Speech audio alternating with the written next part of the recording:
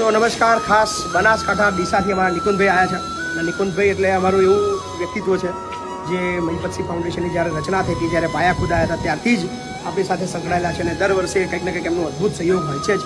સો આજે ખાસ એમની ટીમ, એમના બધા મિત્રો છે, સ્પેશિયલી બનાસકાંઠાથી આવ્યા છે. શું નિકુંજભાઈ શું કહેશો, બોલો? ખરેખર બાબુ, આજે અમને જે જોઈને લાગ્યું ને વિડીયો તો કંઈ જ નથી, પણ હું દરેકને રિક્વેસ્ટ કરીશ કે ભાઈ અહીંયા મુલાકાત લો અને પોતાનો યથાશક્તિ ફાળો અહીંયા આપો. આપણે એક ઘરના 4 ફેમિલી સભ્યો નથી સાચવી સંખ્યા, અહીંયા બાબુ હજારો સંખ્યામાં લોકોને સાચવે છે. ખરેખર બાબુ કોઈ શબ્દો નથી. શું કહેશો તમે? ખરેખર અત્યાર સુધી તમે વિડીયો જોતા હતા, પણ બાપુનો આ વૃદ્ધાશ્રમ, પછી ભણવાનું, પછી દિવ્ય આશ્રમ, પછી એક નવું ભણવાનું કોલેજો અને સ્કૂલોનું ચાલુ થાય છે. ખરેખર એકવાર આવવા જેવું છે અને દાન આપવા જેવું છે. ખરેખર વસ્તુ એકવાર જુઓ તો ખબર પડે, જોયા વગર કોઈ ખ્યાલ ના આવે. ખરેખર બાપુ આપણે ઘરનું એક વ્યક્તિને નથી સંભાળતા, બાપુ આજ હજારો માણસોને સંભાળે છે. ધન્યવાદ.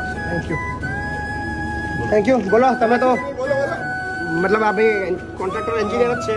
સો કન્સ્ટ્રક્શન આપણી વિઝિટ સાઇટ કરી કેવું લાગે?